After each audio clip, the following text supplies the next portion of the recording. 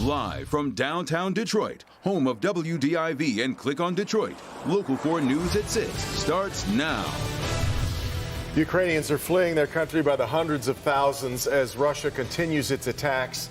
And here in Metro Detroit, people are using their cars to show support for the victims.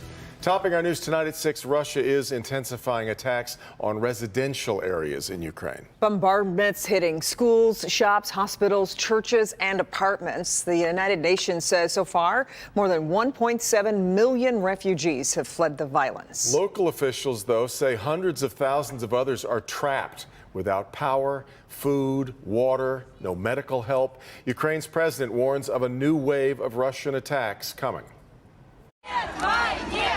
As anti-war rallies mount in Russia, Russian troops push in on key Ukrainian cities. The goal, bombarding those cities into submission. Дочка погибла в коляске. Меня вытащили и двух внуков вытащили из-под завалов. On the ground, Ukraine accusing Russia of violating a ceasefire agreement to allow for civilian evacuations. A Russian airstrike in a suburb of Kyiv Sunday killed an evacuating Ukrainian family, including children.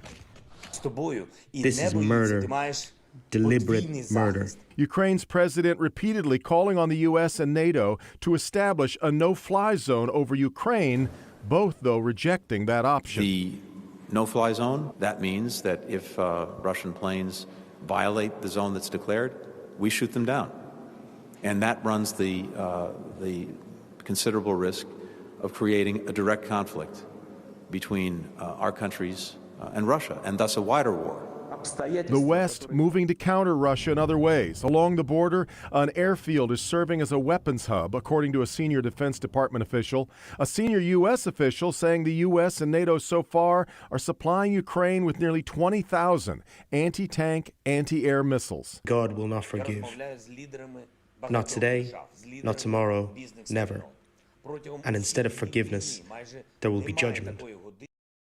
Meanwhile, American officials have identified 3 areas around which the U.S. could soon take action. They include the much discussed ban on Russian oil imports, a declaration of war crimes against Russia, and help delivering Polish fighter jets to Ukraine.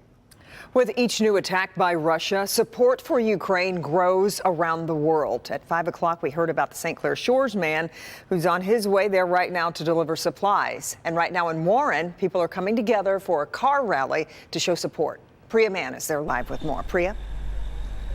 Hey, and we're seeing tons of demonstrators just showing up. You're seeing elderly men and women. You're also seeing really young kids. This is 11-year-old Savi. He wanted to be here today to show his support. You're also seeing a lot of blue and yellow, of course, the colors of the Ukrainian flag. This car rally will start here at the St. Josephat Ukrainian Catholic Church, and then they will drive with a police escort to the Immaculate Conception Catholic Schools, where they will hold a candlelight vigil. And at one point, we're talking 4 or 5 cars deep here, all of them headed to the Catholic school for a candlelight vigil. They are killing our relatives, and that's why we want to bring attention as much as possible what's going on. Ukrainian Americans and Metro Detroiters are united in their outrage over the Russian invasion. We want to stop this war, senseless war, and we want every single one of you just pound in the doors of all our systems to stop this war. My family is uplifted, or they are inspired or glad to hear that America is with them, that Canadians are with them in the midst of all-out war. It is important for them to understand that the rest of the world is standing with them. Last weekend, protesters gathered in Hart Plaza. On Monday, demonstrators held a car rally in Warren. Being out in public in a very, very visible manner allows people to, at least be able to be self-conscious and think and say, what is something I can do? What's really happening here? Donations have also been pouring in as countless refugees are in desperate need of help. If we have to provide the honest, real information to collect money and donate for this humanitarian crisis. So all people of goodwill, they united, and it's amazingly, we could see how many people just tried to help. And let's give you a bird's eye view with Drone 4. You can just see how many people have gathered here. I can start to hear the cars are honking again. It is a police escort. Hey, Savi, why did you want to be here today? to support Ukraine. You can hear the honking. These cars have to get going. Again, you're seeing a lot of flags. You're seeing a lot of messages of support. We're going to kind of get out of the way. But again, you can see how many people are here from across Metro Detroit to show their support for the people of Ukraine. We'll have much more tonight from this car rally and candlelight vigil coming up at 11. Reporting live in Warren, I'm Priya Mann, Local 4. Yeah, really nice show of support, Priya. We really appreciate it. Just ahead on NBC Nightly News, Lester Holt on the ground in Ukraine, hearing firsthand from families trying to escape. One of Lester's first stops, a train station where a crush of families who got out of the war zone aren't sure what happens next. They're speaking with Lester about which possessions they're taking with them and their desire to someday return to Ukraine. Lester also spoke with the mother of a 6-week-old baby girl who's hospitalized in Ukraine, separating them from the rest of their family. Again, that's ahead at 6:30 on NBC Nightly News with Lester Holt. Back here, we've had some interesting, kind of inconvenient wet weather today, but seems to be clearing up. Let's get over to Andrew. He's here with a look at conditions, how they're doing right now, Andrew. And Kimberly and Devin looking less disruptive out there as the snowflakes become much more widely scattered and become a little bit lighter across the metro region. You can see that here on Storm Tracker 4, anywhere from Livingston County, also into portions of Oakland County as well, mainly on the western side of Oakland County, closer to around Novi. Now, we still have the clouds in place. We saw a bit of sunshine less than an hour ago, but certainly drier right here in downtown Detroit. Currently, we've got 35 degrees, winds at around 13 miles per hour, gusting to around 22. So still a bit breezy out there. You still want to bundle up if you're going out to any evening activities. In your weather story, those snowflakes, they slowly come to an end overnight. Don't be surprised by a few slick spots here and there. Calmer conditions middle of the week, but more slippery weather returning for the end of the week before we spring forward 1 hour this weekend. We'll talk about all of this in your 7-day forecast in just a few moments. Andrew, let's turn our attention to the coronavirus. Michigan case numbers continue to trend down. 1,656 new cases being reported. That is over the last 3 days. So the average now under 600 cases a day, 552. 16 more deaths also being reported over that same 3-day period. It comes as the number of deaths due to COVID-19 have reached more than 6 million worldwide since the start of the pandemic. That the latest data from Johns Hopkins University. About 1 in every 1,300 people in the world has died of COVID-19 since the start of the pandemic. Experts have said official death tolls, though, are likely an undercount. Due to the war in Ukraine, oil prices have soared to a 13-year high. Regular unleaded gas now at its highest point in the state of Michigan since 2013. Here are the numbers. Michigan drivers now paying an average of $3.97 per gallon. This price is 60 cents more than this time last month and $1.25 more than this time last year. And expect more pain at the pump, as some insiders believe we could hit the $5 mark by May. Coming up in a few moments, we look at if those cars with automatic start and stop function on them should turn that feature off to save money.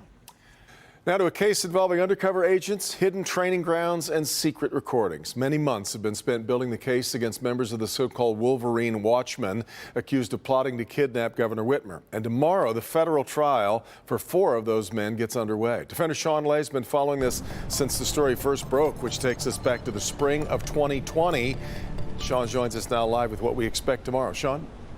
It's been a long time getting here to this trial. It starts tomorrow, Devin. These men, some of the charges they're facing are weapons of mass destruction for allegedly putting together an explosive device to allegedly help them pull off this kidnapping. If convicted, they're facing life in prison. And starting tomorrow, the men are expected to argue that they were entrapped by the government. Adam Fox, Brandon Caserta, Barry Croft, and Daniel Harris go on trial tomorrow in federal court, and the stakes could not be higher. Each is charged with plotting to kidnap Governor Gretchen Whitmer, and if convicted, each face life in prison. The stage for the trial is set to be a battle. On one side, federal prosecutors with confidential informants who infiltrated the group Wolverine Watchmen and recorded hundreds of hours of conversations they say are of the men plotting plotting to attack the governor's summer home and kidnap her as a response to the governor's state COVID shutdowns that the men were apparently furious about.